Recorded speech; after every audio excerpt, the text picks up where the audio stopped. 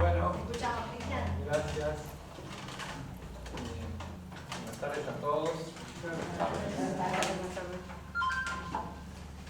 Alegría poder estar acompañando esta jornada de creencias, sociedad, en este panel que habla de discriminación y de libertad religiosa.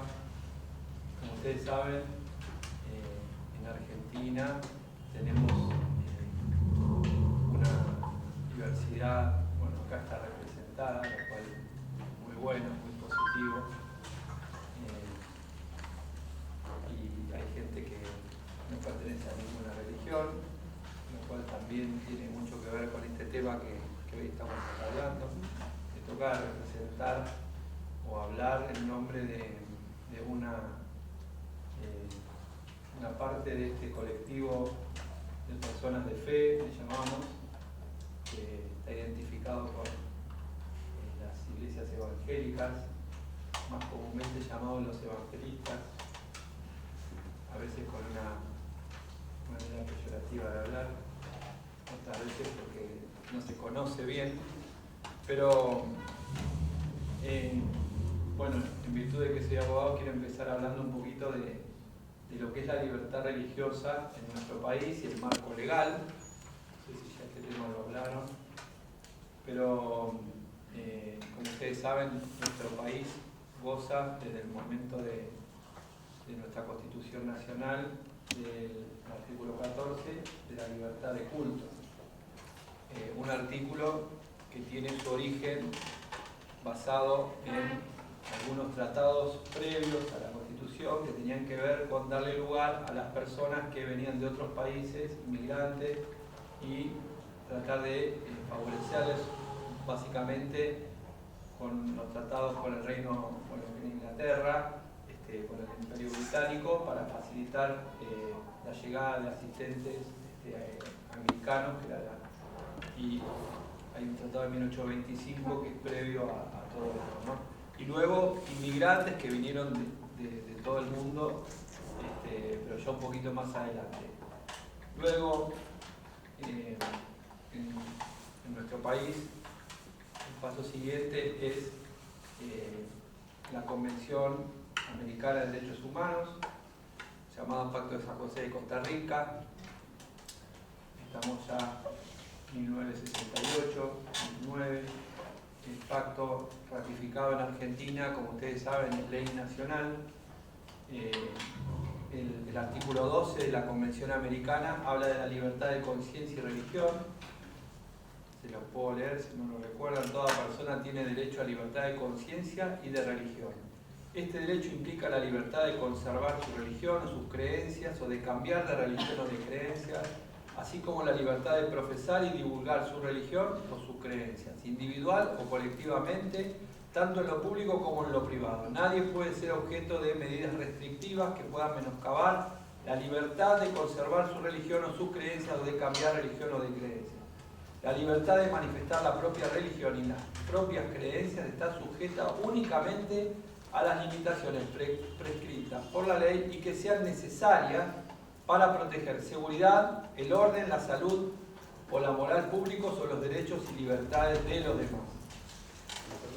Y luego el 4, que no es menor, dice: los padres y en su caso los tutores tienen derecho a que sus hijos o pupilos reciban la educación religiosa y moral que esté de acuerdo a sus propias convicciones.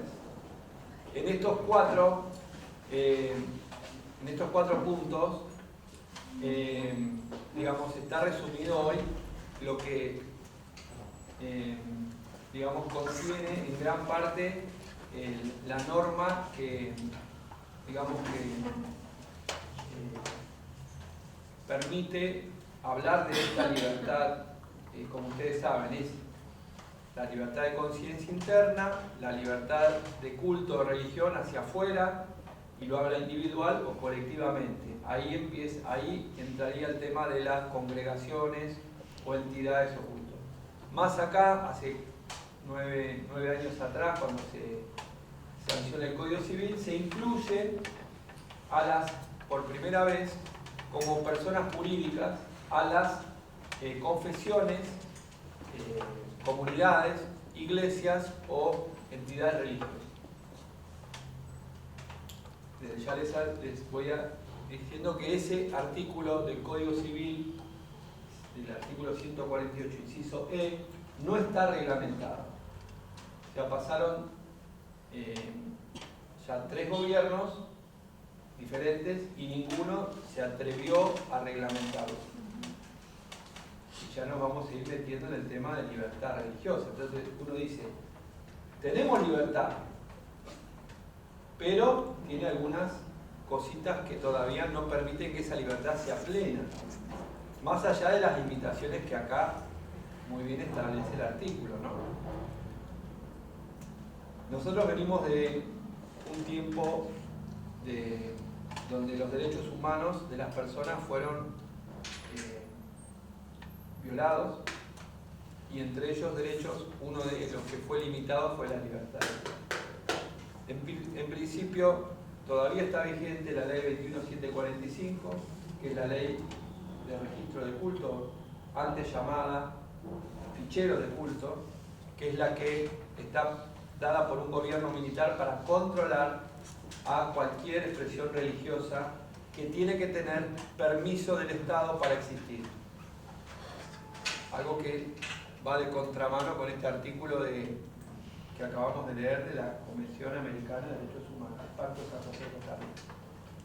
Justamente este pacto, como ustedes saben, viene para contrarrestar los gobiernos militares en toda América Latina y no solamente este artículo, todo el articulado contra las vejaciones de los derechos humanos en las unidades penitenciarias, etcétera, todo lo que implica la violación de... Pero la libertad religiosa es un derecho humano fundamental. Les cuento esto porque todavía no tenemos una ley de libertad religiosa en Argentina. Más allá de que hace 25 años se presentaron varios proyectos y ninguno fue aprobado, porque no se valora desde nuestra Cámara, nuestro Parlamento, no se valora este derecho que hoy acá está representado.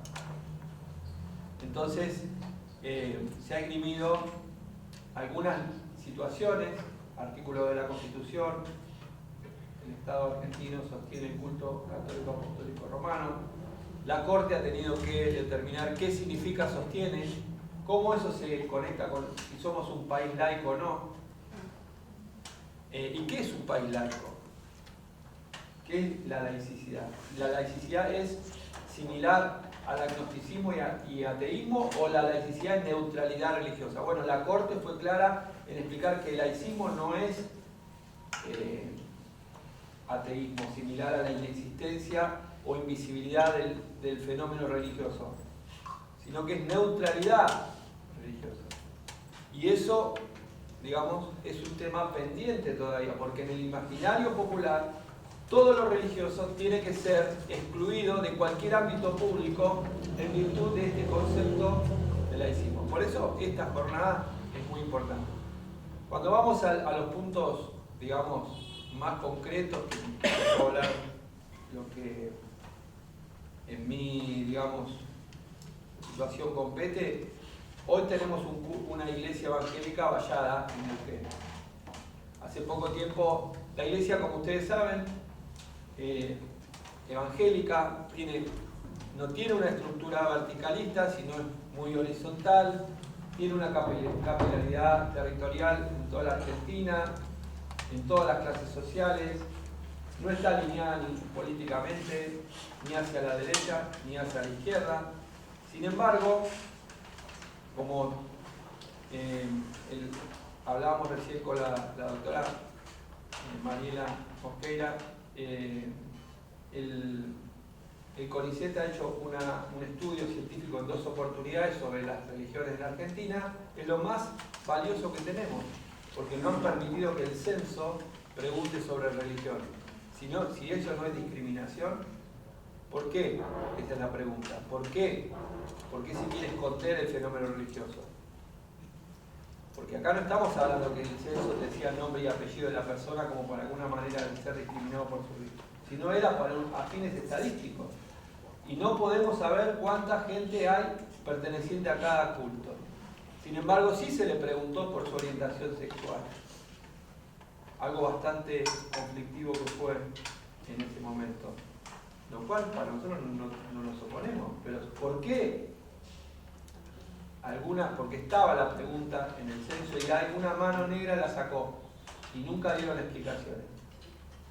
Entonces, acá hay cosas que no se hablan. En el año 2020, una serie se llamó El Reino, tuvo muchísima publicidad. También varios científicos, sociólogos hablaron sobre este tema. Una serie más fue la más famosa, pero había otras que estereotipan, caricaturizan a las personas de determinada fe. Esto viene además con un prejuicio, etiquetamiento a ministros religiosos. Ahí tenemos alguna de ellos, ¿no? Como algunos pensamientos de... También la doctora hizo un estudio sobre de qué viven los pastores y cómo trabajan. Tuvo que salir ella a decir que los pastores, el 70% de ellos tienen tiene doble profesión, tienen que trabajar para sostener. Se cuestiona el diezmo como un ataque también a la forma de sostenimiento del culto. El culto se autosostiene, el culto no pide dinero al Estado, y del lado de la iglesia evangélica, yo he hablado con algunas personas que no pertenecen a la fe, pero se asombran cuando nosotros les decimos, yo no tengo ningún problema en llevar el pañuelo naranja. No, ¿cómo? Sí, porque para mí iglesia y Estado es cosa separada. Nosotros defendemos, pero no ahora. Ayer lo hablé en la Cámara de Senadores. Las primeras maestras que sostenían la educación laica y trajo Sarmiento eran protestantes, justamente porque se hablaba de que la educación tenía que ser laica y gratuita y libre, ¿no? O sea, estamos hablando de que nosotros sosteníamos y no lo cambiamos. No cambiamos la idea de que el culto tiene que ser independiente del Estado. Porque el Estado, si me sostiene el culto, mañana me lo puede dejar de sostener. Y las personas tienen que autosostener su propia religión. Ahora, ¿qué es lo que pasa? ¿Qué es lo que pasa? Esto genera que la gente le diga, bueno, te piden, nadie obliga a pedir, pero si no, ¿con qué se paga un alquiler? ¿Con qué se sostienen las actividades religiosas? Si no es con el propio aporte voluntario de los miembros. Bueno, ese ataque es discriminatorio y parece decir como que está mal defenderlo. En los ataques a los templos hemos tenido pintadas. En la última marcha, el 8 de marzo, fueron a pintar una iglesia evangélica en Luján. Luego tenemos una individualización pública y estigmatización de personas y organizaciones religiosas por su pensamiento conservador. Nadie dice que acá, en el año 2019, un grupo de periodistas hizo una página web que se llamó La Reacción Conservadora y pusieron nuestros nombres, no solamente el nombre y apellido, sino casado con su hijo, tal y su hija, amigo de, publicado en una página web, para que todo el mundo sepa quiénes piensan diferente a ese pensamiento progresista. Gracias a Dios hubo muchos progresistas que lo criticaron y bajaron la página web al día siguiente y nunca más la pusieron. Pero una señora que era secretaria legal y técnica hasta el mes de diciembre del año pasado hizo un tweet defendiendo a esos periodistas. Estamos hablando de una práctica totalitaria, ¿cierto? Por último, tuvimos que salir muchas veces a los medios a hablar de esta estigmatización que se ha hecho muchas veces hacia los de pensamiento de determinada fe. Siempre lo digo, si un político es católico nadie dice nada. A los judíos, dentro de todo, porque ya el antisemitismo, a pesar de que han sido muy perseguidos y que siguen siendo, pero se cuidan más por el tema legal. Pero un evangélico y enseguida lo marcan como alguien peligroso. De hecho, Eve de Bonafini dijo públicamente: cuídense los evangélicos porque hay gente peligrosa, y lo dijo en los medios. No le salimos a contestar por todo lo que implica Eve y toda su trayectoria como madre de Plaza de Mayo, pero a nadie le gusta que le digan como culto ustedes son peligrosos. Por último, un futuro prometedor. Hay madurez en cierta parte de la sociedad para discutir espiritualidad y diversidad religiosa, por eso estamos acá. Hay consolidación del diálogo interreligioso en la sociedad. Sí. En algún sentido se están abriendo ámbitos de debate y de diálogo, algo que antes no era común. Hay mayor apertura de la clase dirigente de aprender sobre la diversidad religiosa. Un día, por ejemplo, voy a ver un ministro de Educación y me dijo, cuando terminamos la entrevista, ministro de Educación de la Nación, me dice: pastor, lo único que le voy a pedir, pida a las que me vine a tocar el timbre los domingos a la mañana que no vengan más. Digo: disculpe, ministro, nosotros somos evangélicos, usted se refiere a los testigos de Jehová. Gracias, hasta luego. Ministro de Educación de la Nación. Hablando de un desconocimiento bastante fuerte y conocido. Por último, hay mayor incidencia de las personas en la cosa pública, personas de fe en la cosa pública, hay mayor estudio científico y académico del impacto sociocultural de los credos.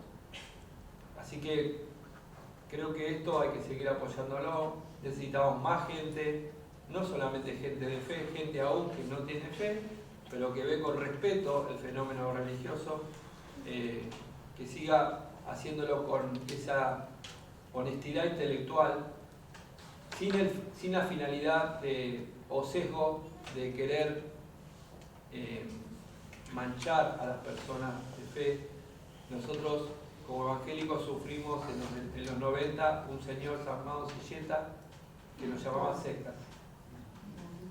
Y era visto como algo normal. Ese fue el momento que yo acepté a Jesucristo y me hice evangélico de la manera que usted puede decir. Yo estaba estudiando abogacía y para mí era muy fuerte que me llamen una secta y mirar el Código Civil y que no existiera jurídicamente la Iglesia. Gracias a Dios, después de 30 años, algo está cambiando. Se ve que los cambios son lentos. Seguiremos esperando que haya una ley de libertad religiosa que reglamente el 148 del Código Civil. Muchas gracias.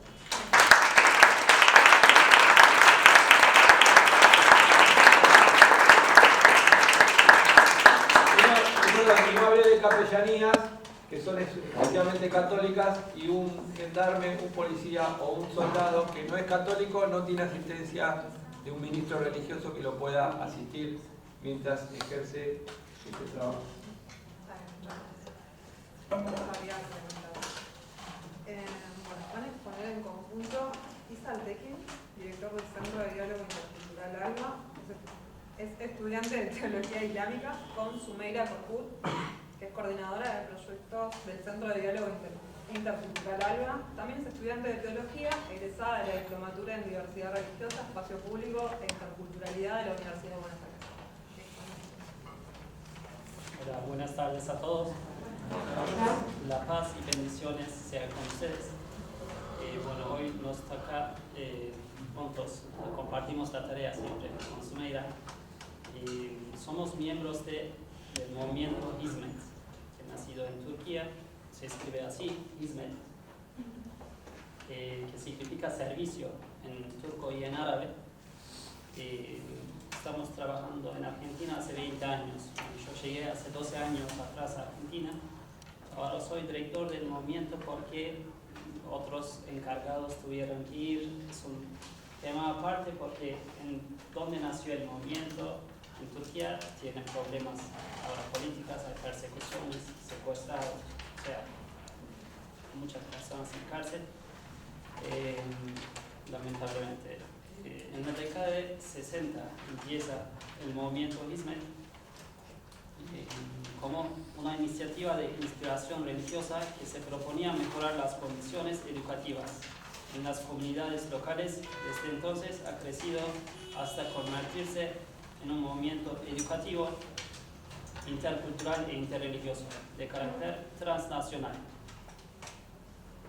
Se calcula que sus miembros alcanzan ya varios millones. Hizmet ha creado y consolidado instituciones respetadas de diversa naturaleza, pero fundamentalmente escuelas en todos los continentes para mostrar la capacidad de un movimiento inspirado en el Islam para impulsar a un gran número de personas de conciencia religiosa y practicantes, no solo a que aceptan un orden político y social laico, pluralista y democrático, sino para abrazarlo sinceramente. El movimiento ha generado gran interés en medios académicos en los últimos años. Por ejemplo, hay muchos académicos que escriben sobre el movimiento. Acá dice movimiento Gülen, porque inspirador se llama Fethullah Gülen. Desde año 2000 está exiliado ahora está en Estados Unidos. Tiene 85 años más o menos. Un inspirador de nuestro siglo en el Islam, como modernamente nos explica cómo es el Islam y cómo hay que convivir en paz, en armonía en el mundo. Bueno, con las ideas que tiene el movimiento, nosotros hicimos muchas amistades en toda parte del mundo y integramos a la sociedad sin discriminación, puedo decir, porque nos han aceptado en muchas partes del mundo. Después de problemas políticos, algunos países dijeron que pueden salir del país o entregaron a Turquía los miembros. Bueno, así, por ejemplo, vamos trabajando, nos conocemos y ponemos en acción los valores que tenemos en conjunto. El movimiento tiene tres ejes: educación, ayuda social y el diálogo. Educación es como vehículo para combatir con la ignorancia en el mundo, lo más necesitado en el mundo, ¿no? Ayuda social para la pobreza en el mundo, hombres de negocios que son simpatizantes con el movimiento, ayudan, aportan siempre, y el diálogo también es un medio para que vivimos en armonía, en paz en el mundo. Me toca explicar del movimiento, pero después Sumera nos explicará qué hacemos en Argentina, las actividades. Bueno, hay otro trabajo académico que se llama Iniciativas Transnacionales de Educación, Diálogo y Ayuda Humanitaria. Elegí estos dos libros, hay 100 libros. Acá hay algunos académicos que también dicen algo sobre movimiento Hizmet, que el doctor Sidan Seraoui dice: el movimiento de Fethullah Gülen sería movimiento Hizmet, que ha revolucionado la manera de pensar la educación, no solo en su país, Turquía, sino a nivel global. Es un proceso que debe entenderse y reflexionarse porque va más allá de la cuestión educativa y nos lleva al diálogo interreligioso, al acercamiento de las civilizaciones y a la búsqueda de la paz. Y nos presenta una nueva imagen del Islam, alejada de la violencia y del terrorismo. El movimiento Gülen es un esfuerzo para llevar al público a pensar sus estereotipos sobre el Islam, también a una introspección sobre los propios valores a través del pensamiento de un hombre que está marcando el Islam del siglo XXI. Hay otro doctor que se llama David Sarkis Ramírez, dice que el movimiento Hizmet o Fethullah Gülen es un hombre de paz desde hace casi ya medio siglo. Ha sido un promotor incansable de la tolerancia y el respeto de la otredad. Esto lo hace ya de suyo un individuo extraordinario, pero más extraordinario aún es el hecho que su esfuerzo no se ha limitado únicamente a la prédica. También es un hombre de acción que ha inspirado un importante movimiento de alcance internacional, más de 1000 escuelas fundadas en 120 países. Se dice fácil, pero cualquiera que tenga una noción mínima del esfuerzo que ello implica sabe que de ninguna manera es un logro menor.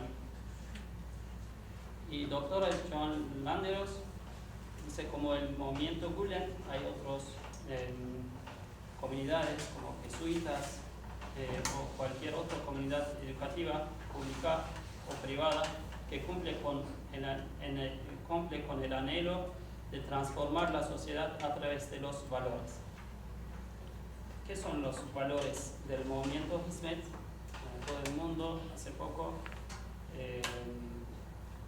nos reunimos todos los miembros de Hizmet y armamos un archivo así para que sea compartido público.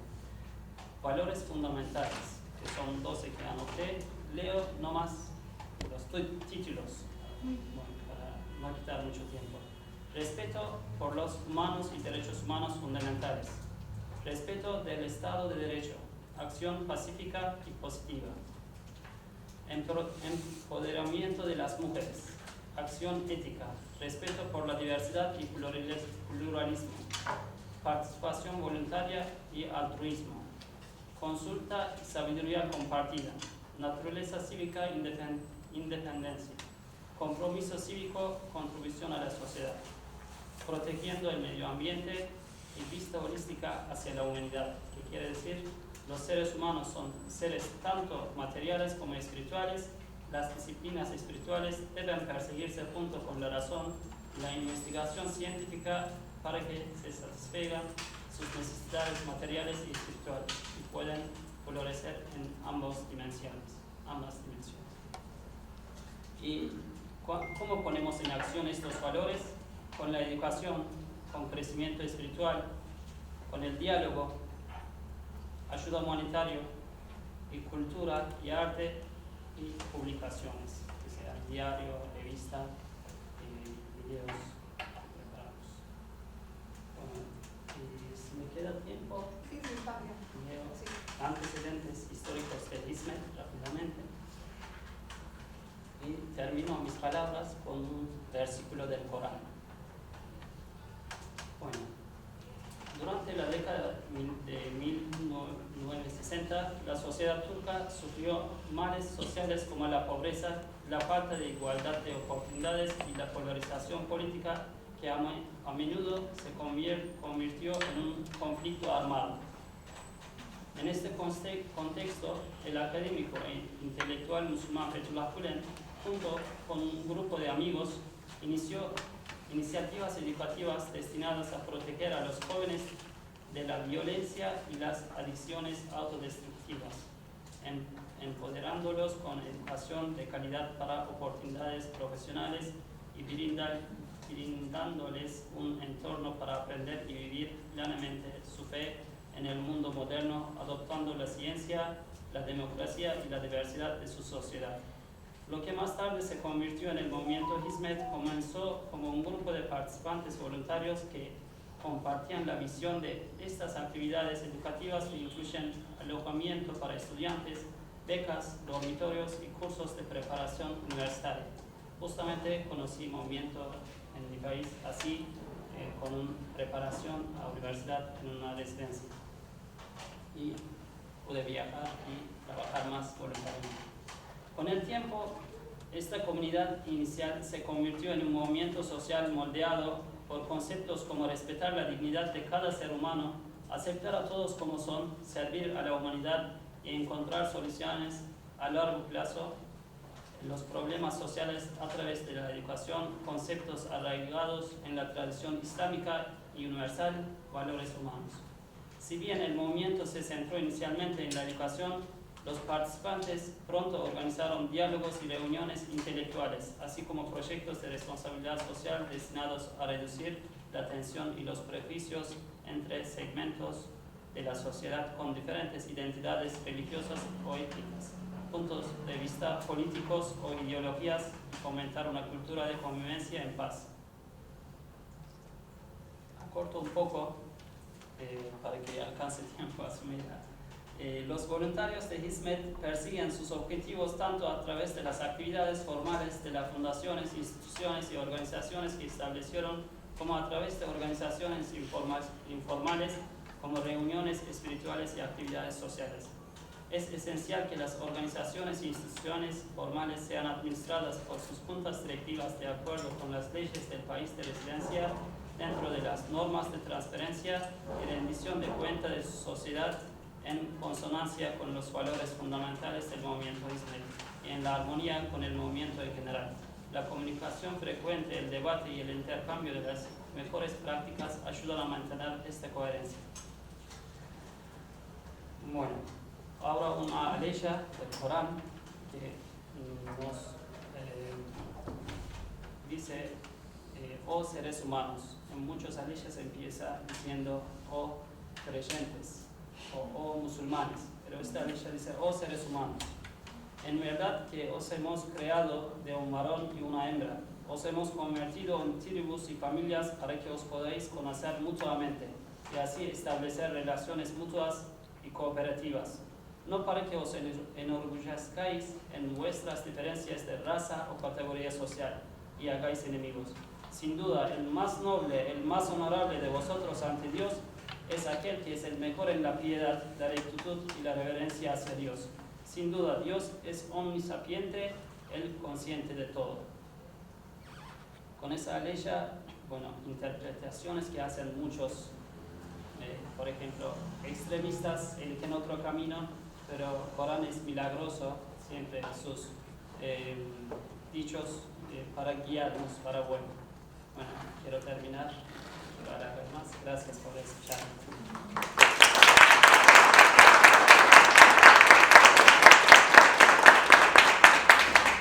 Buenas tardes, antes que nada, gracias Mariela por la invitación.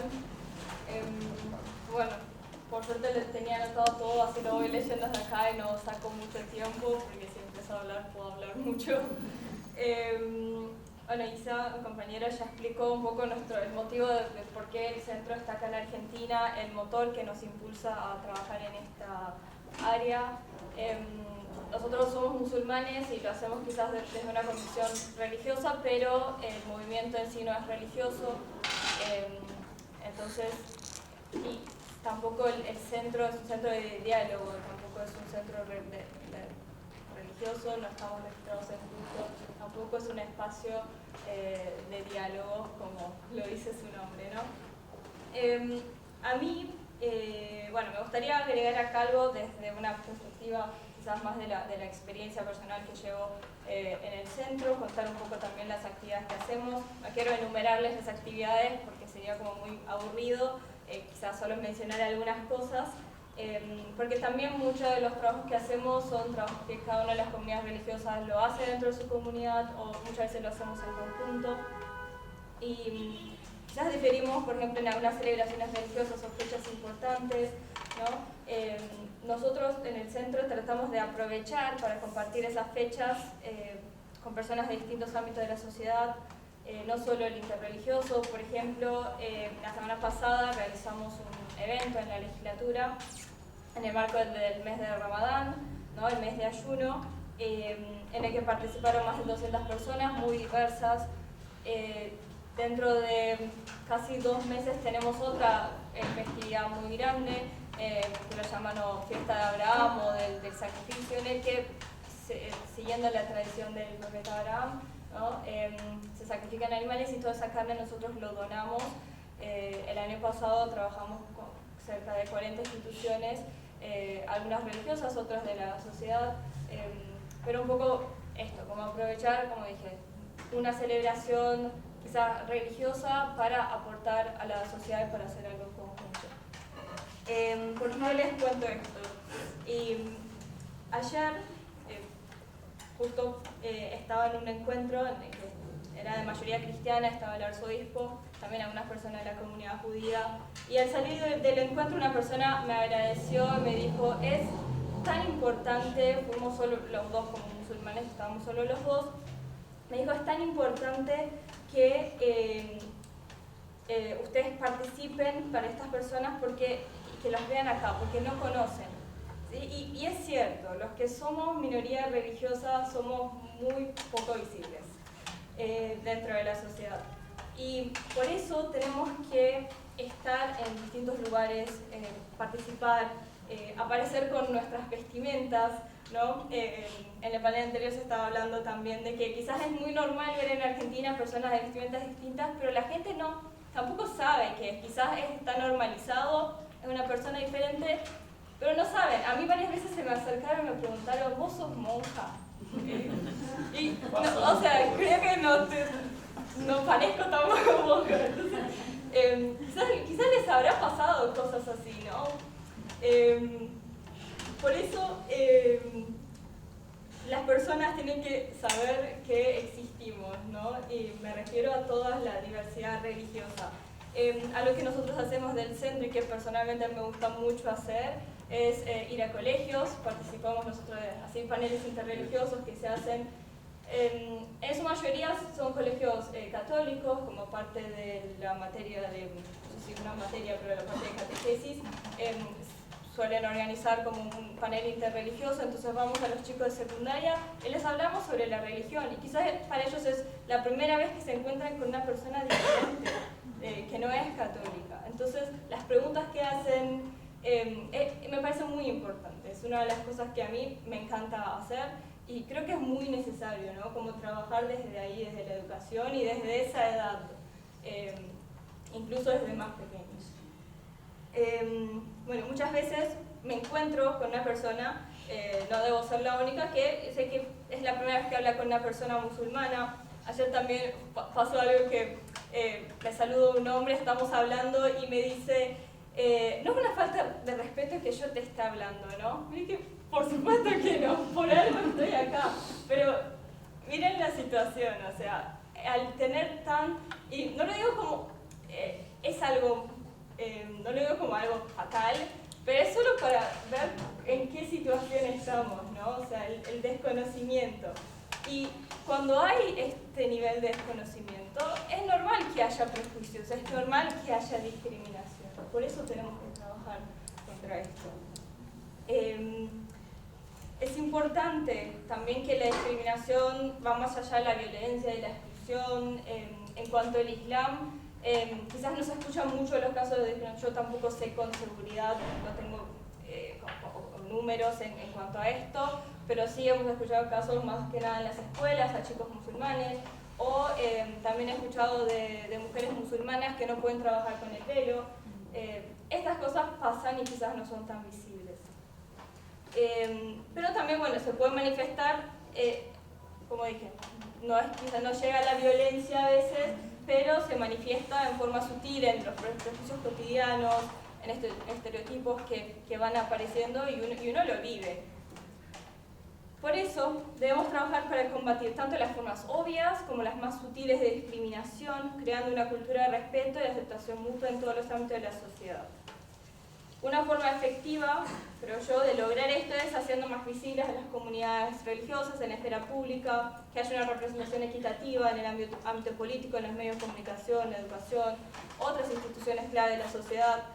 Es importante que las personas de diferentes religiones sean vistas y escuchadas en igualdad de condiciones. Asimismo, es esencial que los espacios de diálogo interreligioso sean conocidos y accesibles para toda la sociedad. Muchos de acá participamos en mesas de diálogo, en paneles, pero no son muchas personas que conocen de esto. Quizás en el ámbito interreligioso todos nosotros nos conocemos, sabemos que existe Meira, lo conocía, pero le pregunto a otra persona y no lo va a conocer, ¿no? Y también muchas veces cuando yo digo que trabajo como en el diálogo interreligioso, la gente no entiende, porque no sabe que eso existe, no tienen conocimiento. Muchos dicen, en Argentina hay una diversidad cultural religiosa muy grande, pero ¿dónde están? Muchas veces la gente que no participa activamente en estos ámbitos nunca los ve.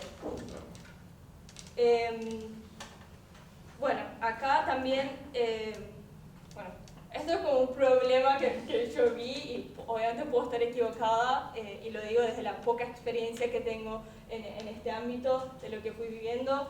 En el primer panel se hablaron de varias iniciativas desde el gobierno que me pone muy feliz, obviamente, saber que estas cosas se van a trabajar. Lo de valores religiosos, bueno, no sé, creo que se fue, pero también es una oportunidad muy buena. Yo el año pasado estuve dando una clase de valores religiosos y sí, no hay jóvenes, la mayor, o sea, todos son, no sé, el promedio de edad, pero sería muy interesante y realmente sería un gran desafío incluir a los jóvenes habría que ver la manera de hacer eso también. Porque a mí me interesa, yo quiero participar de valores religiosos, pero porque estoy ya en este ámbito y ya estoy estudiando mi religión y estudio otras religiones, pero hay muchos jóvenes que cómo hacemos que se interesen por estos temas. Eso lo dejo como pregunta. Y bueno, no sé, más o menos era eso lo que quería decir. En conclusión, para avanzar hacia una Argentina libre de discriminación por motivos religiosos, debemos trabajar juntos para promover la visibilidad y el respeto de las comunidades religiosas en todos los ámbitos de la sociedad y para fomentar el diálogo interreligioso como un medio para construir una cultura de paz y tolerancia. Solo así podemos construir un país donde todos y todas puedan vivir libres de miedo y discriminación y donde la diversidad sea verdaderamente celebrada como un activo para el bien común.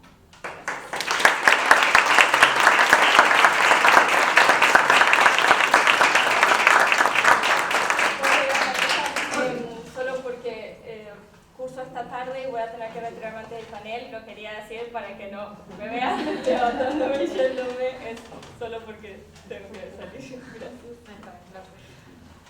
A continuación va a exponer Claudia Viviana Postiglione, que es abogada, funcionaria judicial en el Ministerio Público Fiscal, Fuero Penal de Mayores, Fiscalía de Juicios Orales y Públicos del Departamento Judicial de Lomas de Zamora, del Poder Judicial de la Provincia de Buenos Aires. Es experta en violencia de género y familiar, miembro de ECFE Aboremi Argentina, nombre religioso, Odokbeni Aboremi, egresada de la primera cohorte de diversidad religiosa y espacio público de la UBA, miembro de Compromiso Afro-Religioso, Asociación Simple Información. Bueno, muy buenas tardes a todos y todas. Voy a hacer uso del teclado. Sí.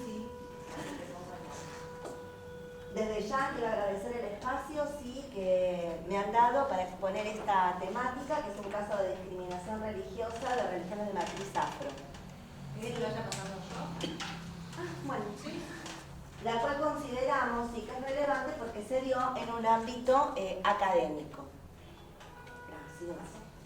En la diplomatura, yo soy egresada de la primera corte y conocí gente maravillosa, entre ellos hermanos de fe, con los cuales actualmente seguimos unidos, ya que conformamos una asociación, Simple Información, Compromiso Afro-Religioso, con la intención de seguir poniendo nuestro granito de arena en la lucha contra la estigmatización y discriminación de las religiones de matriz afro, siguiendo de esta manera el camino ya iniciado por los mayores en nuestra religión, obviamente sin arrogarnos representación alguna. El motivo de discriminación que se va a tratar, sí, es una masterclass que se dio en el mes de enero, constaba de 2 sesiones, 5 horas de duración aproximadamente, 400 filminas fueron dadas a los cursando, quien, fíjense ya la vinculación directa que existía al poner en el temario cultos afroamericanos y vincularlos con lo que son crímenes rituales en el marco del narcosatanismo. ¿Quién era el expositor? Era Javier Darío Rodríguez, que es un especialista en investigación científica del delito, esto es una rama de la criminalística, y esta clase estaba direccionada específicamente hacia estudiantes de la materia, abogados, poder judicial y funcionarios policiales. Aclaro que en la clase había más de 90 cursandos, la mayoría de ellos personal policial de toda la República Argentina.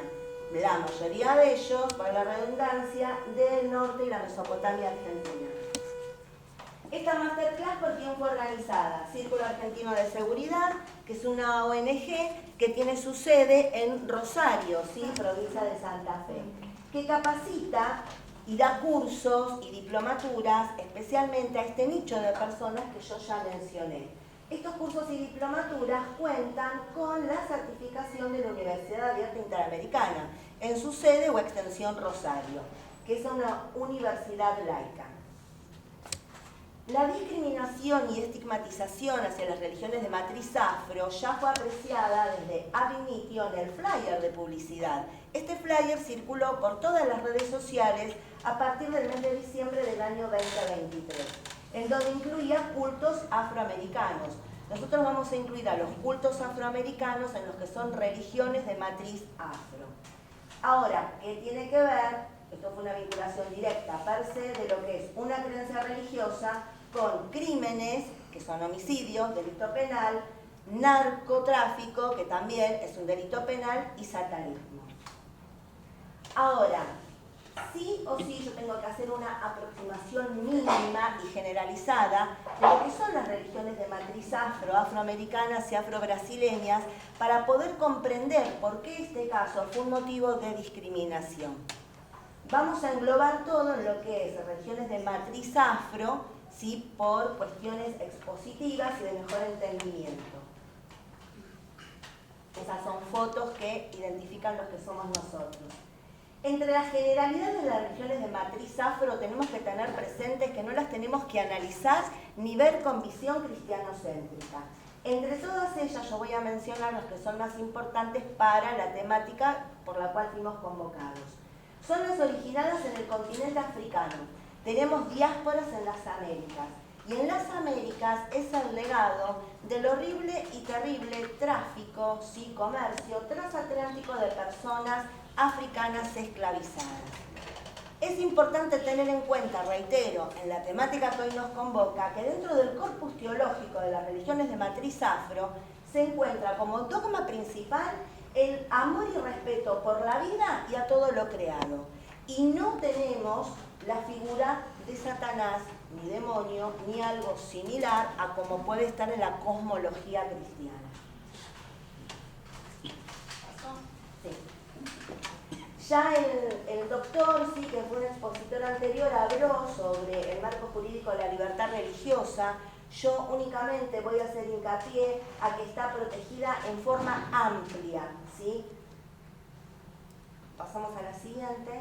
Y robusteciendo lo ya dicho, yo no puedo dejar de olvidar que en el año 2022, en el mes de agosto, la CID y Redesca llamaron a los Estados miembros a promover el respeto de las religiones de matriz africana en las Américas, porque consideraban que la libertad de religión contribuye a eliminar prácticas de colonialismo y contribuyen a eliminar la discriminación racial. Esto coadyuvando todo ya lo que se ha dicho con relación al fundamento legal, que no lo voy a reiterar porque ya muy bien lo expresó el doctor, si no me equivoco, o si no lo nombré mal. Bueno, cuando nosotros nos enteramos, sí, de esta charla, masterclass que se daba en el mes de enero, fue uno de los miembros de la asociación.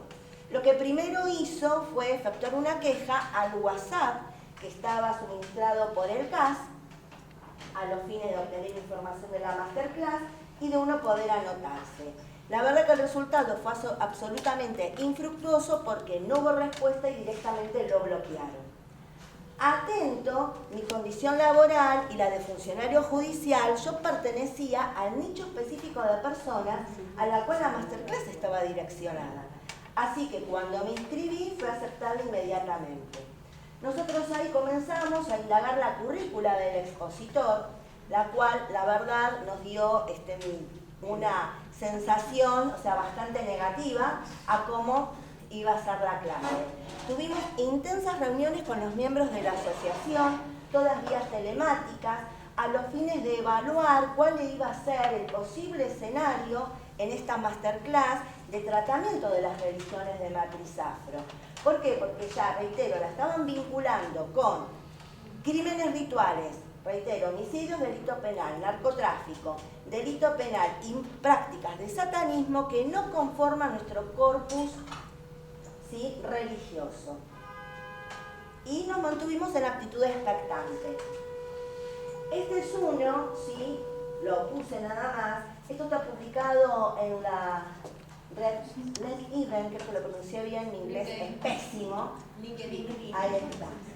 El expositor dio una conferencia en el mes de diciembre, sí, en España, mismo tema, no creo que haya sido tan extenso, sí, y estaba avalado por la Escuela de Exorcistas de Europa. También nosotros en esa investigación, voy a usar unos minutitos, en esa investigación que estuvimos haciendo, todo absolutamente por redes sociales y datos que estaban libres, de acceso público. Publicitó su masterclass en España, ¿sí?, en diversos medios, y lo que dijo en un momento con relación a las religiones de matriz afro a un medio español de YouTube, es La Estrella, una youtuber, que cómo se sentirá España ahora que está teniendo tantos inmigrantes de África. Eso fue lo mínimo. Bueno, ¿qué es lo que surgió de la clase? ¿Sí? De la masterclass citada surgieron fuertes ideas de peligrosidad y criminalización, porque trataron a las religiones de matriz africana como sectas, a sus creyentes como brujos, a sus prácticas como brujerías, que sus prácticas incluían crímenes rituales de niños a los fines de asegurar transacciones, obviamente, ilegales de estupefacientes. Nos trataron de satánicos, como que nuestras prácticas eran satánicas. Incluso en algunos ejemplos que se dieron, ¿sí?, de crímenes rituales de niños, hablaban de niños descuartizados o que les faltaban sangre humana y que eso había sido producto también de las religiones de matriz afro, ¿sí?, como que bebíamos sangre humana. Esto se concluye viendo las 5 horas de clase y viendo las 400 filminas que el expositor preparó. Reitero, hubo un sesgo académico total. Dijo que éramos creencias religiosas propias de negros cubanos. Habló de una esclavitud rioplatense benigna y feliz porque el reino español le otorgaba más beneficios a los esclavos, como tener, sí, algunos derechos civiles. Aclaró que ninguna cultura afro hace el bien. Dijo que acá no hay etnia negra. La invisibilizó por completo. Sí. Estas son algunas de las filminas, yo no puse todas porque son 400. Acá véase culto a Satanás, existen diferentes cultos a Satanás, ¿sí? Y lo que pone en el último punto, enseñanza esotérica, en la que el diablo es mostrado como el elemento positivo del cosmos, frente al negativo que es el creador. Reitero, matriz afro no tiene a demonio Satanás dentro de su cosmología, y da como ejemplo a la santería, que es una de las tantas diversas formas de religión de matriz afro. Acá, como bien lo decía el doctor, también hubo criminalización mediática. ¿Por qué digo como bien lo decía el doctor Off? ¿Qué es lo que trajo como bibliografía recomendada? Los conocidos, ¿sí?, periodistas de investigación antisectas de los años 90. Esta es otra de las filminas, véase en el punto 2, ¿sí?, esto hablando de prácticas satánicas, ¿no?, donde dice que se realizan, punto 2, cultos sincréticos mezclando antiguas tradiciones africanas con el cristianismo. Ahí incluye a una variante de las religiones de matriz afro, que es la Umbanda. Si bien el expositor aclaró que la Umbanda sería la parte blanca y la Quimbanda, que es otra variante, la parte negra, incluyó a todas.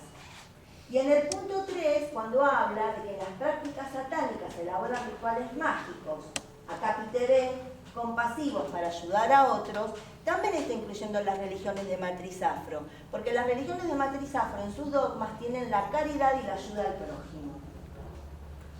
Esta es otra de las filminas que acompañó, y el expositor, hablando de una de las variantes de las religiones de matriz afro, dijo que eran cabezas reducidas que eran utilizadas por estas variantes.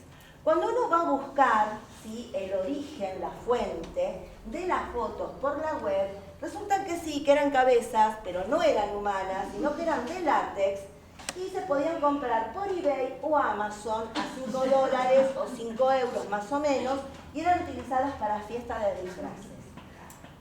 Además, también lo que habían puesto era toda una fotografía absolutamente negativa, como ilustrando rituales de nuestra religiosidad cuando correspondían a otros, específicamente de una misa negra que se llevó a cabo en México, culto satánico, con lo que, reitero, las religiones de matriz afro no tienen absolutamente nada que ver, y se le atribuyó a un rito de una variante de religión de matriz afro. En la masterclass se dio a conocer el lanzamiento de esta diplomatura internacional, también organizada por el CAS, con relación a crímenes con rituales de culto. Misma temática, el mismo expositor estaba dentro del cuadro docente, ¿sí? Y una duración de 5 meses. O sea, que íbamos a tener la misma criminalización y estigmatización, pero en vez de 5 horas, en una agonía de 5 meses. También organizada por el CAS y avalada por la UAI.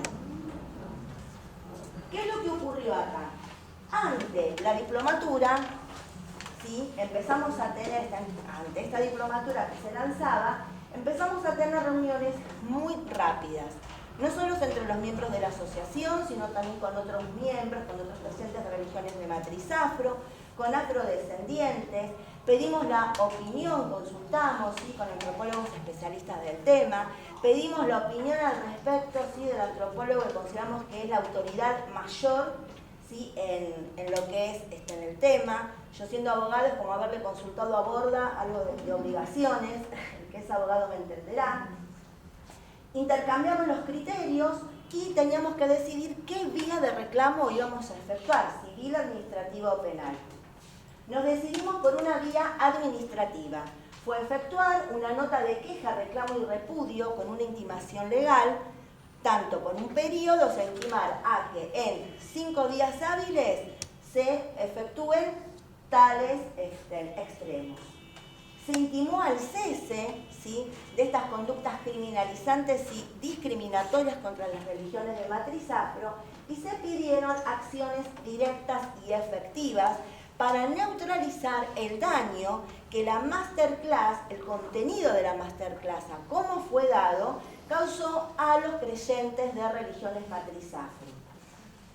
Estas son las peticiones que nosotros le denominamos de mínima. Era lo mínimo que habíamos querido, que queríamos, mejor dicho, porque habíamos solicitado que se le haga sumario administrativo al profesor, lo cual ya sabíamos que no iba a tener tal vez buen puerto, pero lo pedimos. Sí. Nosotros con la nota le dimos una difusión vía redes sociales, vía WhatsApp, de boca en boca. Obtuvimos primero más de 300 adhesiones, entre asociaciones, profesionales, creyentes y no creyentes.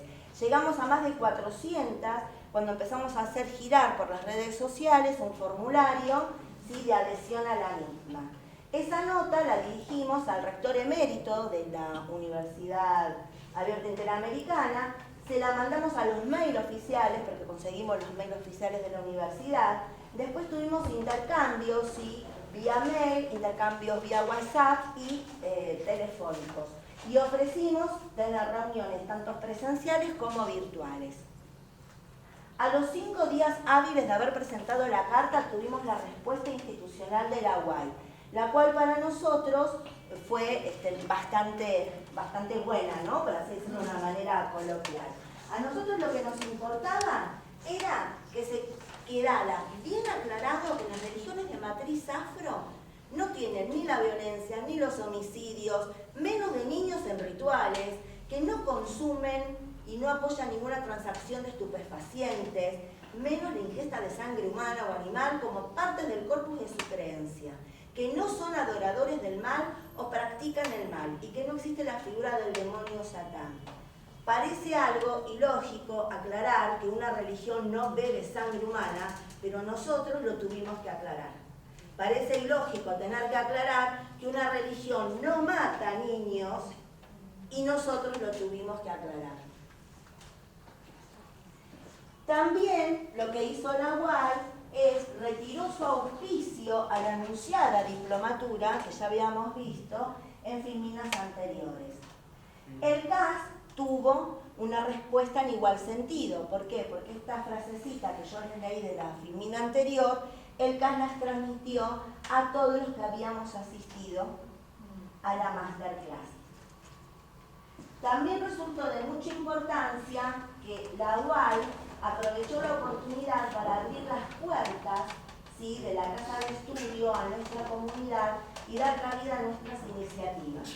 Nosotros lo que pedíamos era que sí, que se hable de nosotros. No nos interesa estar invisibilizados, pero que se hable, sí, sin sesgo académico y desde la verdad, no desde la discriminación y desde la criminalización de mi religión.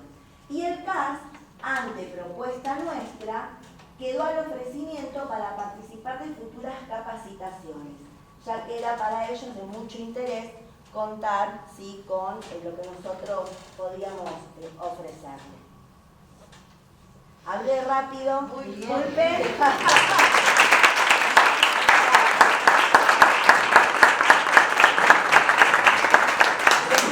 No llegaba, hablo mucho, como dice ella, no llegaba. Excelente. Y termina el panel María Barros. Ella es licenciada en Ciencias Antropológicas de la UBA, integrante del proyecto de investigación Regímenes Antitrata y Mercado Sexual en la Ciudad Autónoma de Buenos Aires, en el Instituto de Ciencias Antropológicas de la Facultad de Filosofía y Letras. Actualmente se encuentra realizando un proyecto doctoral sobre la trata de personas y nuevos movimientos religiosos bajo la dirección de la doctora Cecilia Varela, de CONICET UBA, y el doctor Máximo Introvigne, del Centro de Estudios de Nuevas Religiones. Bueno, antes que nada agradecerles a todos y que me hayan invitado también. Es un espacio, creo, muy importante. Vamos a seguir con las malas noticias y también muy asociado a lo que es el Poder Judicial, entre otras cosas. Mariela, si querés. Sí. Bueno, en los últimos años se ha difundido mucho en los medios de comunicación el tema de casos de trata de personas hechos por grupos religiosos, indistintamente llamados organizaciones coercitivas, que es el nuevo nombre que se le ha dado a la palabra sectas, que es en realidad la palabra que más se difunde en los medios de comunicación, pero significan lo mismo. Estas categorías son utilizadas también por agentes judiciales, tanto en los expedientes como en los medios de comunicación, incluso en los medios oficiales, como vemos en la página de fiscales.gov.ar, que tiene varias noticias sobre sectas que tratan personas. Para entrar en contexto, un poquito acerca de la ley de trata y de qué se trata el delito de la explotación de personas, vemos una breve descripción en que en Argentina, que es una ley particular que se diferencia de los lineamientos internacionales, se define por las acciones de captación, traslado, recepción o acogida y ofrecimiento, con los fines de explotación. La explotación puede ser laboral, sexual, también puede ser tráfico de órganos, también matrimonio forzado. Otra cosa también es que los elementos agravantes principales son el engaño, el fraude, la violencia, la amenaza o la coerción y el abuso de vulnerabilidad. Estos agravantes en la ley, en los lineamientos internacionales, en realidad son parte del delito y tienen que estar presentes para que el delito pueda ser definido como presente, no como que se cometió. En cambio, la ley argentina lo cambió y lo puso con elementos agravantes, lo cual aumenta muchísimo las penas. Este es el contexto penal en el que se están utilizando las nuevas categorías, que yo les puse nuevas, pero no son nuevas. Sí. En la revisión de más de 9 fallos sobre supuesta trata, anterior. En la revisión de más de 9 fallos que hice hasta ahora sobre supuesta trata de personas en grupos religiosos, encontré el uso de estos términos: secta como organización coercitiva indistintamente, lavado de cerebro, persuasión coercitiva indistintamente. Tanto en las palabras de fiscales, en las acusaciones formales que hicieron, como en las palabras de los jueces, en agentes de asistencia a las víctimas de trata, psicólogos, peritos, abogados y en general el público, también en los medios de comunicación. Estos términos se usan indistintamente, aunque secta es la palabra más frecuente. Para que se den una idea, en un fallo de 200 páginas, la palabra apareció 224 veces. Es de notar en estos fallos que cuando se da una definición, que a veces no se la da y se da por hecho el término, se cita un corpus bibliográfico reducido al que se le da entidad científica, diciendo que hay un consenso en la aceptación de estas ideas. Obviamente, además está recordar que muchas instituciones internacionales y nacionales, como por ejemplo el INADI, pero también tribunales internacionales han no prohibido, pero sí pedido que no se usaran más estos términos porque son, entre otras cosas, llevan a prejuicios, a discriminación y a estigmatización. Interesa recordar especialmente que conceptualmente estas definiciones derivan de la teoría de lavado de cerebro con estas palabras de una psicóloga estadounidense, Margaret Singer, ahora sí, y algunos de sus seguidores que en su momento fue muy criticada. Por ejemplo, podemos ver, esta mujer tuvo que hacer un informe para la asociación, ella era psicóloga, para la Asociación de Psicología Americana, 4 años investigando para armar su teoría, para presentarla en formato científico, y la Asociación de Psicología Americana dictaminó, entre otras cosas, que carece del rigor científico y el enfoque crítico e imparcial necesarios para ser considerado válido y científico. Luego de esto, esta mujer ya no pudo declarar más en los tribunales como testigo experto, que era a lo que se dedicaba, y hoy en día la gran mayoría de los especialistas en religión rechazan estas ideas. Traje algunos ejemplos de la enunciación de estas categorías en los fallos judiciales. No voy a preservar los anonimatos, obviamente porque bueno, son causas muchas ya terminadas y no tenemos por qué mencionar ni a las personas ni a los jueces. Y especialmente porque lo que nos importa acá es ver cómo son usados los conceptos y qué ideas movilizan y de qué manera esto interviene en la evaluación del delito de trata. Bueno, un juez de tribunal oral dice: las personas que pertenecen a una secta ponen su fe ante todo y ordenan su vida de acuerdo a ella. En una página en la que está hablando de qué es una secta, ¿no? Alrededor de esta idea. Otra, en este ejemplo vemos que se define el lavado de cerebro como una programación, este es otro juez, que anula la conciencia y que solo puede ser recobrada mediante una desprogramación. Dos cosas llaman la atención de esto.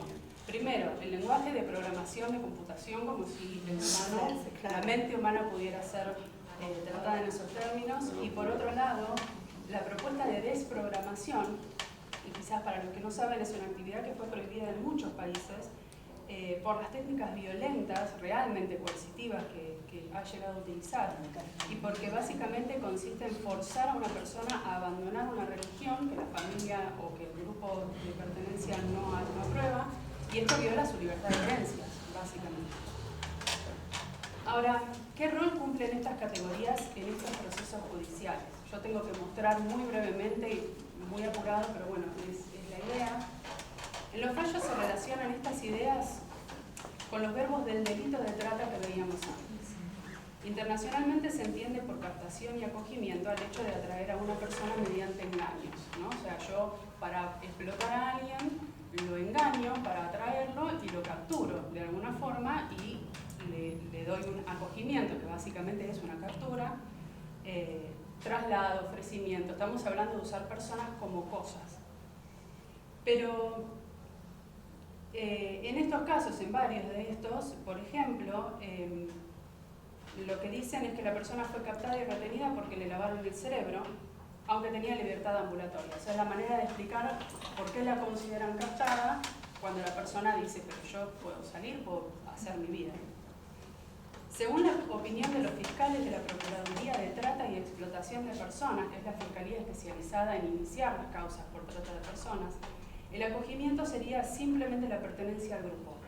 En un requerimiento de elevación a juicio dicen literalmente: existía un acogimiento visto desde una perspectiva orgánica de pertenencia a la escuela. Esto es requiriendo la elevación a juicio oral de un grupo. Por otro lado, bueno, ¿qué se entiende por explotación? Muchas veces son tareas voluntarias, donaciones, personas que a veces deciden donar sus bienes para vivir en comunidad en un grupo, y esto en el contexto de grupos muy variados, grupos de raíz cristiana, grupos evangelistas, grupos también de matriz afro. Es variado, digamos, no es que se ve contra un solo grupo, sino una variedad.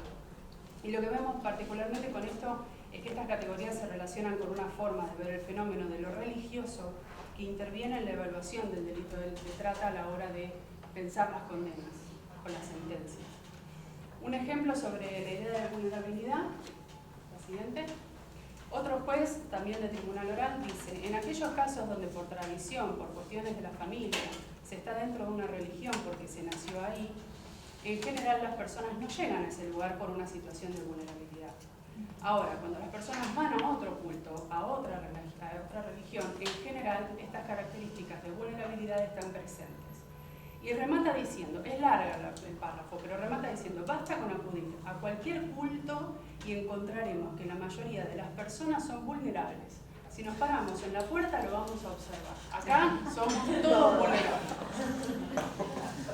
Esta amplitud de la noción de vulnerabilidad es muy frecuente en el ámbito de la trata y de la lucha contra la trata, pero en particular en estos casos es más marcada. Y de hecho, les vengo a contar también en una reunión llamada Sectas y Trata de Personas, que fue patrocinada por un senador nacional y realizada en el Senado de la Nación el año pasado, un activista antisectas aseguró que la vulnerabilidad podía ser haberse peleado con la mujer, que si una persona se había peleado con su pareja era vulnerable y que por eso podía ser captado por una secta. Y es llamativo que en otro caso se consideró vulnerables a un conjunto de personas por haber nacido en el seno de un grupo al que se estaba llamando secta. Entonces es un concepto que se aplica prácticamente a cualquier situación, haber nacido o haberse unido.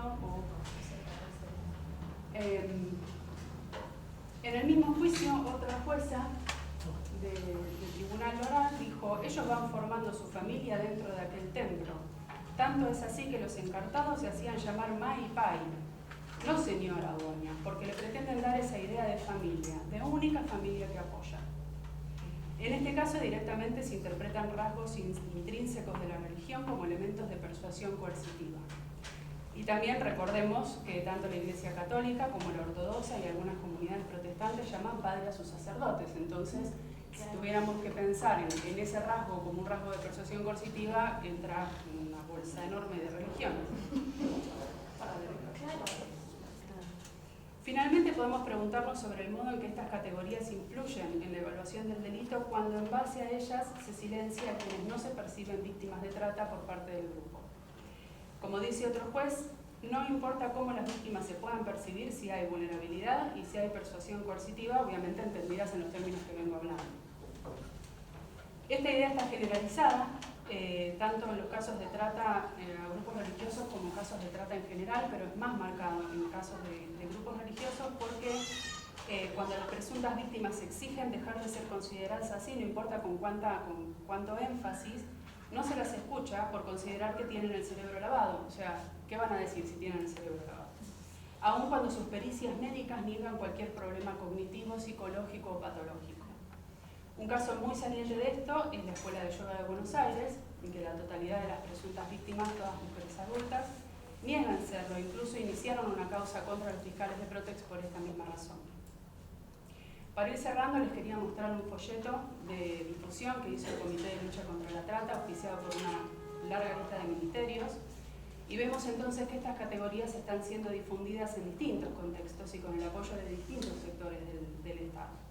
En gran medida esto se debe a la intervención de las agencias contra la trata, tanto en los medios como en la producción de material didáctico, en que hablan en estos términos, los naturalizan, y otra particularidad es que estas agencias tienen como misión también capacitar al personal judicial y al personal policial, que son los que van a encargarse luego de abordar los casos de trata y obviamente también los de trata por grupos religiosos. Entonces, los efectos de esto que estuvimos viendo ya fueron advertidos por algunos tribunales, dieron una excepción, muy pocos. En esta causa, o sea, de 9 fallos, más de 9 fallos que vi, solo 2 tuvieron una reflexión al respecto de esto. Y en esta causa el propio fiscal decidió abandonar la acusación luego de escuchar a las presuntas víctimas en el juicio oral, que todas negaron su situación de víctima, y dijo, parece ser que una vez que se pone en marcha la maquinaria del Estado, esta no se detiene a pesar de que las pruebas resultaban contundentes en sentido contrario, actuando en base a prejuicios y, lo que es más grave aún, afectando derechos constitucionales. Esto lo dice el fiscal del tribunal oral cuando se da el juicio oral que se dio entero, y se refirió puntualmente a las agencias que intervinieron en lo que es la investigación de instrucción, y en el juicio de instrucción, que es el primer juez que toma la causa y decide si eso se eleva a juicio o no. Cuando escucharon a estas personas en el juicio y a otros testigos, tanto el fiscal como los jueces estuvieron de acuerdo en desestimar por completo el caso. Y también llamaron a investigar las actividades de las agencias de lucha contra la trata en su manera de tratar a las personas que consideran víctimas. Bueno, por último, para cerrar, las advertencias también provienen de organizaciones internacionales. Y bueno, acá vemos un titular de una carta que fue publicada el año pasado, que fue enviada a las autoridades, y también hay una presentación en la Comisión de Derechos Humanos de la ONU realizada por una de estas organizaciones firmantes, que son 12, y fundamentalmente en esta carta llaman la atención sobre los riesgos y las violaciones a los derechos humanos que implica considerar como trata actividades de voluntariado, que son muy importantes en los contextos religiosos, a veces simplemente fundamentales para que el culto se pueda llevar a cabo, y el hecho de no escuchar a quienes son etiquetados como víctimas que también tienen sus derechos vulnerados. Muchas gracias.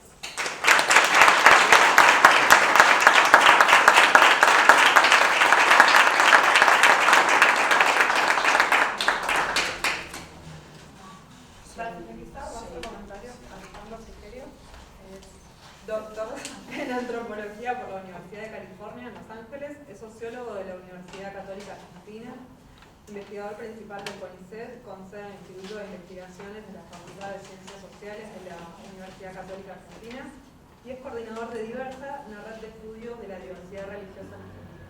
Les va a hacer un comentario a cada uno.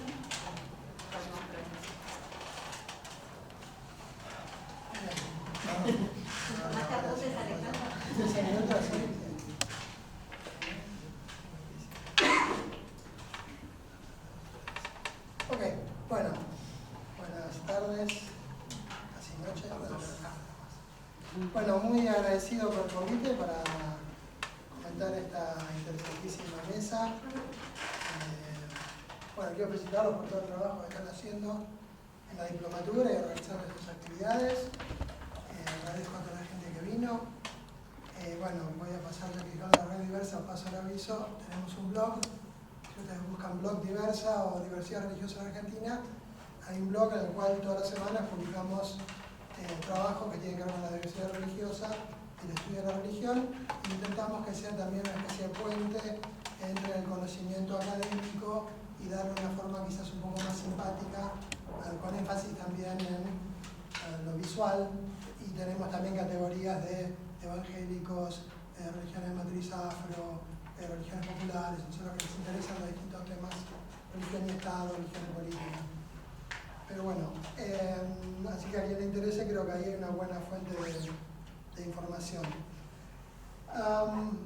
Yo voy a decir algo que digamos vengo repitiendo hace unos años y es que tiene que ver con por qué en Argentina invisibilizamos y estigmatizamos toda esta diversidad, no solo religiosa, sino también étnico-racial, ¿sí? Aunque yo creo que, como dije también por ahí, creo que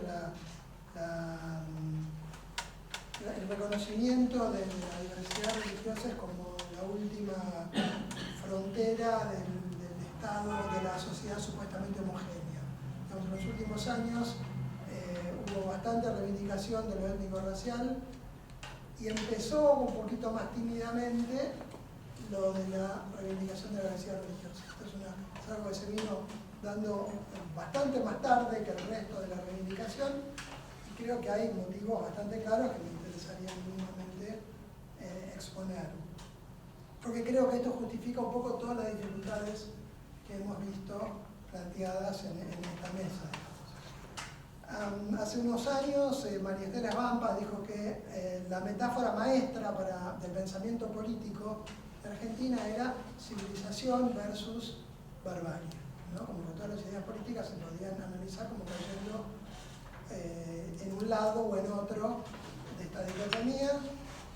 Y yo creo que en realidad es una metáfora maestra de toda nuestra cultura. O sea, toda nuestra cultura está organizada y de la forma en cómo nos percibimos, los distintos grupos perciben la Argentina, está organizada también en estas dos imágenes. Son como dos imágenes ideales de la Argentina, ¿no? La primera, la de la civilización, en la que empieza con la generación del 80, la cual ahora volvimos a reivindicar y estamos volviendo a la misma época, digamos. El país civilizado, blanco, europeo, católico, y católico, digamos, en general de un matiz más secularizado, ¿no? Que a veces también la gente lo podía ver de una forma más integral, pero la idea es esta: la Argentina era o debía ser país civilizado, blanco, europeo, católico.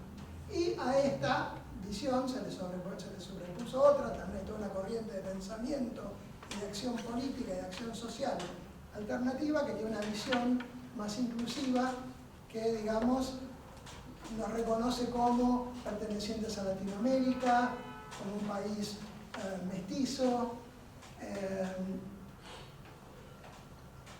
y que, digamos, es la que es vista desde el otro lado como los defensores de la barbarie.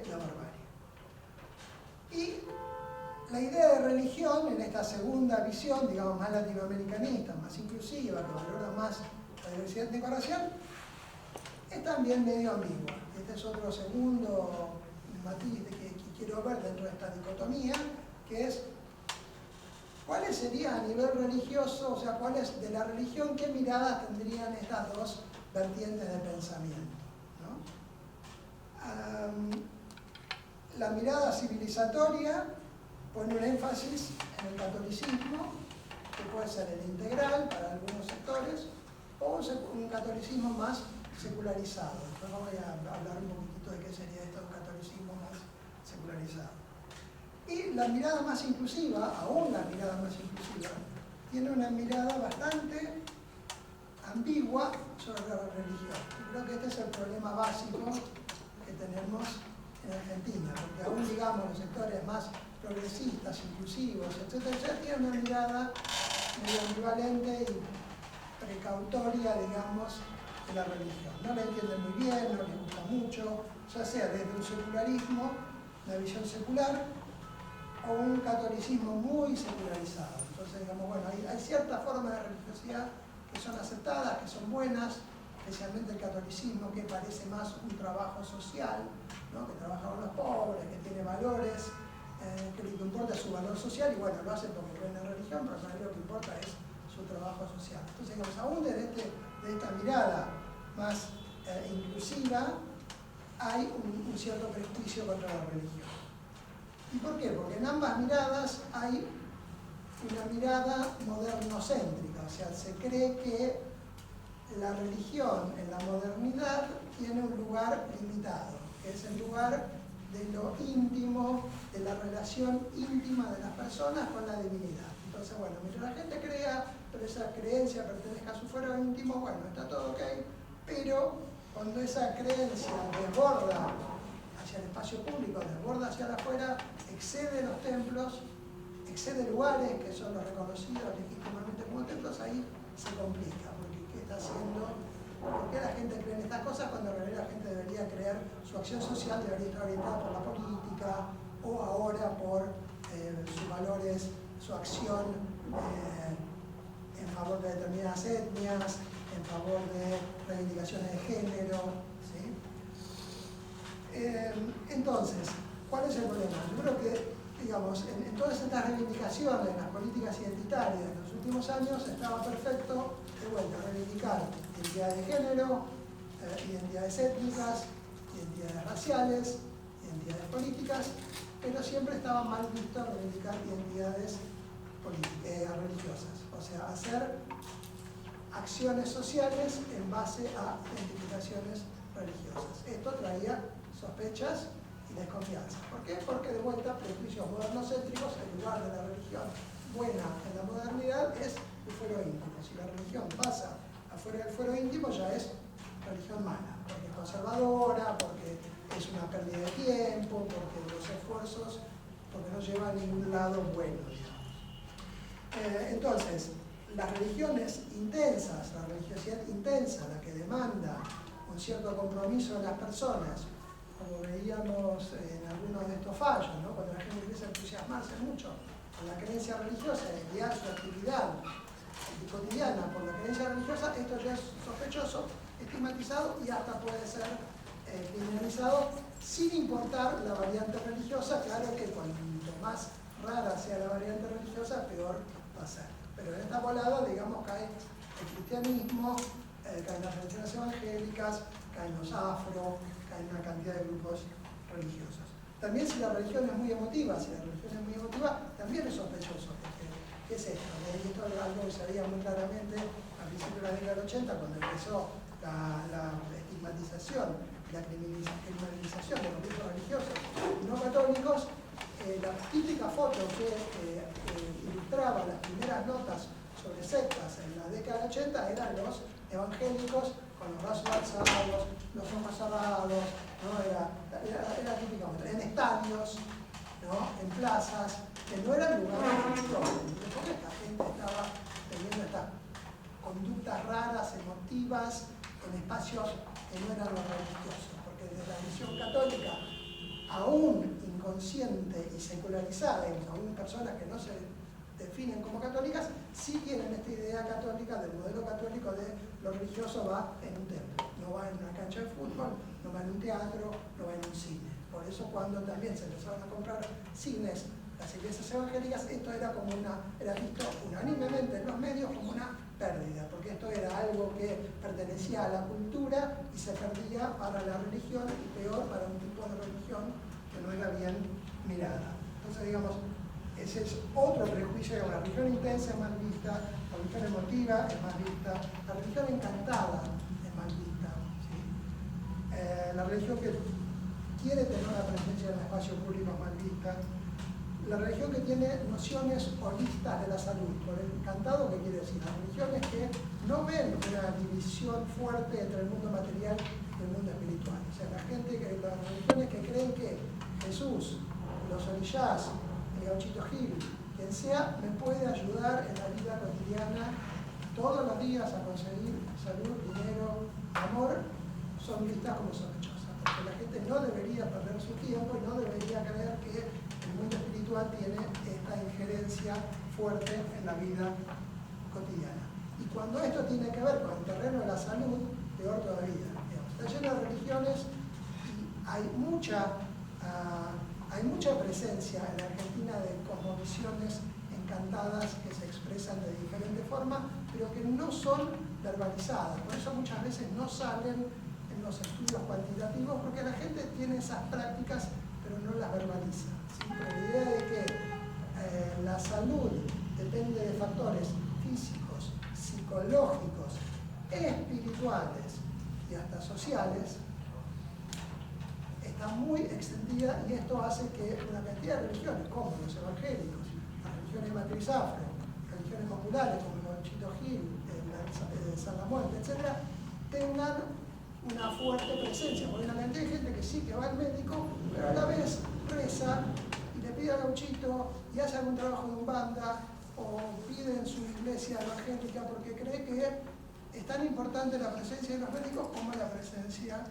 del mundo espiritual en una operación, y que una cosa potencia a la otra. Entonces no es que necesariamente una idea encantada y holista de la salud va en contra del modelo biomédico, sino que lo potencia, lo mejora, depende de los grupos, ¿no? Hay grupos que pueden tener ideas contra la medicina, pero no son los más. Entonces, ¿cuál es el problema? El problema es que esta cosmovisión, esta idea, digamos, este prejuicio modernocéntrico del lugar limitado de lo religioso en la sociedad moderna lo tienen los periodistas, los profesores universitarios, muchos maestros, muchos funcionarios. Entonces, digamos, vemos que en distintos lugares se hacen estas resistencias contra estas creencias religiosas porque no tienen las características de la religión legal legítima en la modernidad. Entonces, y mucha gente, aunque no se diga religiosa, tiene un modelo inconsciente católico secularizado de qué sería la religión adecuada. Entonces, cuando empezaron a aparecer grupos religiosos en los 80, después cuando vino la democracia, y entonces ahora sí la gente se podía reunir a una cantidad cantidad de actividades que se hacían antes de manera oculta o no se hacían, porque no se podía por la dictadura, empezaron a poder hacerse. Bueno, ahí hubo una fuerte visibilización de grupos religiosos no católicos, empezando por los evangélicos, y una fuerte reacción social contra estos grupos. Entonces ahí se los empezó a llamar de sectas. Ahí los evangélicos fueron el primer modelo, digamos, de qué sería una secta. Grupos financiados del exterior, que le sacan el dinero a la gente, que piden el diezmo, que se aprovechan de la situación de vulnerabilidad del pueblo.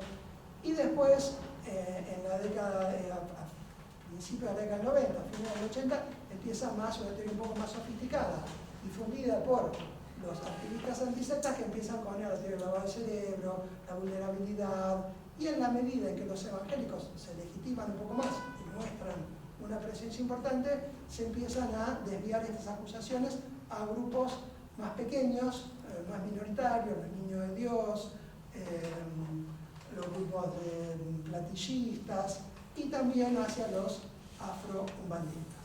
Entonces, digamos, a partir del sonado caso de que el padre Grassi se hizo famoso acompañando a un padre por todos los canales, diciendo que su hija la habían matado en un templo afro-religioso como un sacrificio ritual, etc. Así se hizo famoso el padre Grassi.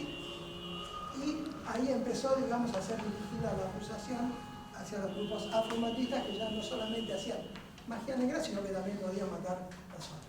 Entonces, digamos, esto que se instaló en los 90, yo digo que se construyó el problema social de las sectas, un problema social importante, porque si uno ve la cantidad de notas que se dedicaban en los medios de comunicación, en todos los programas a la tarde, de interés general, noticieros serios, programas amarillistas, lo que fuera, todos hablaban de las sectas. Y esta oleada, esta instauración de este problema no llega hasta el día de hoy. ¿Sí? Entonces, no es exactamente lo mismo, pero más o menos son como una ola, ¿no?, que sigue llegando. Ya, como mostró María, bueno, no es una secta, pero es una organización coercitiva, no es lavado de cerebro, pero es persuasión coercitiva. Y siempre son estos términos pseudocientíficos que uno nunca los puede probar. ¿Cuál es la persuasión coercitiva? ¿Sí? O sea, ¿cuál es el grado de persuasión para que sea coercitiva? Siempre hay asimetrías de poder, maestros, alumnos, empleados, empleadores, cualquier grupo religioso, médicos y pacientes, siempre hay asimetrías de poder. Entonces, pero el tema es que, bueno, esto lo podemos, como es un grupo religioso, extraño, y va pasando, y el tema es que sigue pegando. Digamos, los evangélicos están más legitimados, pero pensemos, son el 15% de la sociedad según los trabajos del CONICET, más o menos, ¿no? 20% del sector popular. ¿Quién conoce pastores evangélicos? Digo, todavía probablemente el pastor evangélico más conocido socialmente es el pastor Jiménez, que hace 30 años que casi no existe. Y nadie conoce, digamos, efectivamente a los pastores. Se sabe que están los pastores evangélicos, nadie los conoce, nadie sabe qué hacen. Digo, hay una invisibilización. Y esto tiene que, y acá hay una complicidad fuerte, no solamente que está la iglesia, la cultura católica, no, también está nuestra cultura secular, todo este prejuicio contra lo religioso que, como digo, abarca las dos grandes miradas, ¿no? La mirada de la Argentina blanca y la mirada de la Argentina mestiza latinoamericana, pero que también tiene un prejuicio contra lo religioso. Entonces, bueno, yo creo que nada más que mínimamente para esto nos va a seguir afectando por mucho tiempo, porque es un tema cultural muy fuerte contra el cual tenemos que luchar, y empezamos a luchar hace X años, pero está muy fuerte, porque esto vertebra, digamos, son como dos ejes vertebrales de nuestra cultura, y la cantidad de trabajo que hay que hacer en contra de esto es infinita, ¿no? Entonces, bueno, nada, me pareció súper interesante las presentaciones. Yo aprovecharía, digamos, para preguntarle al pastor Hoff, ¿cómo ve el lugar que el Estado le da a las iglesias evangélicas, ¿no? Mencionó lo de las capellanías, me parece muy interesante. Digamos, ¿qué otros niveles hay de desigualdad en la práctica religiosa cotidiana, ¿no? Capellanías, quizás en cementerios, en hospitales. ¿Cuáles serían estas desigualdades que él ve que el Estado le da o le niega a las iglesias evangélicas? Voy a hacer 4 preguntas y después todos se van contestando. A Isa y a Sumeira le diría, bueno, no, ¿cómo ven un poquito más sobre el tema de los estereotipos, ¿no? Y especialmente, bueno, ella dijo más, quizás el estereotipo de las mujeres, el de los hombres, digamos, está esta estereotipación con el terrorismo o lo que fuera. ¿Cómo vivís eso vos como musulmán practicante en Buenos Aires? Viviana, bueno, fue clarísima la exposición, ya que existe este caso con apoyo académico. Pero bueno, hay académicos y académicos. No, me interesaría un poco más la idea de la Asociación de Compromisos Afro-Religiosos que tienen en mente, porque es una tarea infinita, digo, si uno, yo a veces fantaseo con sí, hay que hacer un grupo que se oponga a cada vez que habla mal de los afroamericanos. Es una tarea titánica, porque todo el tiempo hablan mal de los afroamericanos. Cada nota en los diarios tiene que estar 24 horas, 7 días a la semana, ¿no? Es terrible.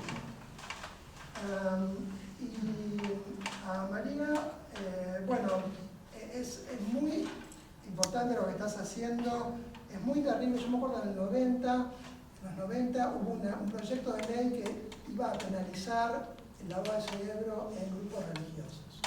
Fue como una de las primeras versiones de la nueva ley que después se lo sacaron.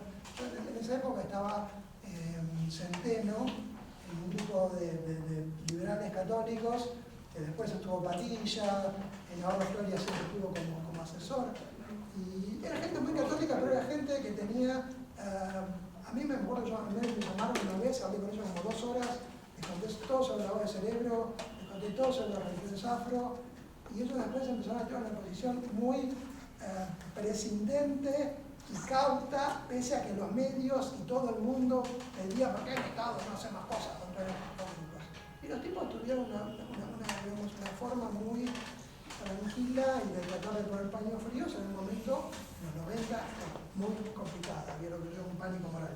Pero ahora, en esta Protex, ¿no? Esta Procuraduría, etcétera, se metió la teoría del lavado de cerebro bajo esta forma soft, pero igual muy terrible, ¿no? Entonces quiero preguntarte qué otras complicidades ves vos, además de estos fiscales que son creo que un grupo reducido, pero que tienen una visión muy militante y muy fuerte. Si ves también complicidades políticas, apoyos políticos, obviamente mediáticos, porque los medios siempre de nuevo toman lo que dice la Protex como lo que realmente sucede, ¿no? Y entonces cualquier grupo que viva en comunidad religiosa es una trata de personas o los están explotando laboralmente. Entonces yo creo que hay ciertas cosas, por eso digo estos prejuicios seculares de una cantidad de actores, ¿no? De psicólogos, de maestros, de profesores, hasta de algunos sociólogos, porque sin toda esta complicidad no se podría dar todo este movimiento en contra de lo religioso. No es solamente que hay 5 católicos locos y 2 antisectas, ¿no? Digo, lo que ellos proponen le hace sentido a una cantidad demasiado grande de gente, ¿no? Y los medios de comunicación obviamente son terribles porque son una caja de resonancia de todo esto, lo que convence a todo el mundo de que